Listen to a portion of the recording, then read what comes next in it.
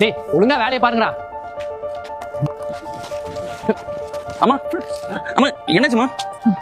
அம்மா அம்மா எந்திரிங்கம்மா. அம்மா தண்ணி தண்ணி தெளிங்க. மா மா மா இப்போ ஓகே நீங்க? அம்மா எந்திரிங்கம்மா எந்திரி. வாங்க உட்காருங்க. ஓகே அம்மா.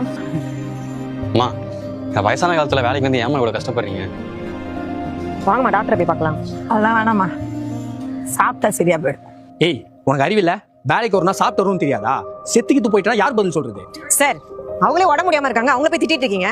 சார் தினமும் காலையில வேலைக்கு வரும்போது அம்மா உணவகத்துல சாப்பிட்டு தான் வருவேன். அந்த கடைக்கு மூடிட்டாங்க சார், நாங்களும் சாப்பிடாம வந்துட்டேன். ஏய் அம்மா உணவு இல்லைன்னா என்ன? ரோட்ல கடையே இல்லையா? அங்கெல்லாம் சாப்பிட்டு வர மாட்டியா?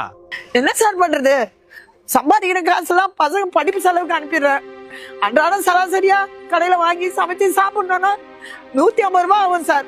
அதுவே அம்மா உணவகத்துல காலையில ஒரு இட்லி 1 ரூபாய், ஒரு 4 இட்லி வாங்குவேன் 4 ரூபாய், மதியம் சாப்பாட்டுக்கு ஒரு 5 ரூபாய், நைட்டு சப்பாத்தி ஒரு 3 ரூபாய், ஒரு 15 ரூபாயில ஒரு நாளெல்லாம் சாப்பிட்டு ஒரு வாரமெல்லாம் ஓட்டிடுவேன் சார். ஆமா சார், எங்களை மாதிரி கஷ்டப்படுறவங்கலாம் அம்மா உணத்துல தான் சாப்பிட்டு இருக்காங்க சார். நாங்க மட்டும் இல்ல, கூலி வேலை பாக்குறவங்க, வடநாட்டுல இருந்து வந்தவங்க, காலேஜ் படிக்கிற ஸ்டூடெண்ட், ஆட்டோக்காரங்க, அவ்வளோ ஏன் சார் இப்போ சினிமாவில் பெரிய பெரிய இடத்துல இருக்காங்களே, அந்த டேரக்டர்ல இருந்து ஆக்டர் வரைக்கும் நிறைய பேர் அம்மா உணத்துல சாப்பிட்டு தான் சார் வந்திருக்காங்க. இங்க பாரு, இதெல்லாம் எனக்கு தேவையான விஷயம். சம்பளம் வாங்குறல, ஒழுங்கா சாப்பிட்டு வர தெரியாதா? சார் நீங்க சம்பாதிக்கிறது வேணா சாப்பிட்றதுக்கா இருக்கலாம், ஆனா எங்களை மாதிரி ஏழைங்க நாங்க சம்பாதிக்கிறது பிள்ளைங்க படிப்பு செலவுக்கு, வீட்டு வாடகைக்கு, கரண்ட் பில்லுக்குன்னு செலவாயிடுது சார். அதனாலதான் சார் அம்மா உணவகத்துல சாப்பிட்டு காசு மிச்சம் பண்ணுவோம். இப்போ அதுவும் மூடிட்டாங்க, என்ன பண்றதுன்னு தெரியல சார். இன்னைக்கு நான் ஒரு கம்பெனில வேலை செய்யறேன். காலேஜ் படிக்கிறப்போ ஹாஸ்டல்ல தான் இருந்தேன். அம்மா உணவகத்துல சாப்பிட்டு வாழ்ற பொண்ணுங்கள்ல நானும் ஒரு ஆள்.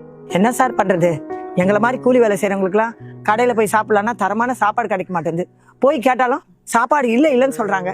எங்க பார்த்தாலும் அம்மா உணவகத்தை வேற மூடுறாங்க. நாங்க என்ன பண்றதுன்னே தெரியல சார். சார் நாங்க ஒன்றும் டேஸ்டாலாம் வேணும்னு கேட்கல சார். எங்களை மாதிரி கஷ்டப்படுறவங்களுக்குலாம் வயிறு நிறைஞ்சா போதும். அதை தான் அம்மா உணவு பண்ணிட்டு இருந்துச்சு. இப்போ அதையும் எழுதி மூடிட்டாங்க. இப்போ நாங்களாம் என்ன சார் பண்றது? உங்களை மாதிரி ஆளுக்கெல்லாம் இந்த ஸ்கீம் ஒரு தேவையில்லாத ஸ்கீம் தான். ஆனா இதனால எவ்வளவு பேர் பலன் அடைஞ்சிருக்காங்க தெரியுமா சார்?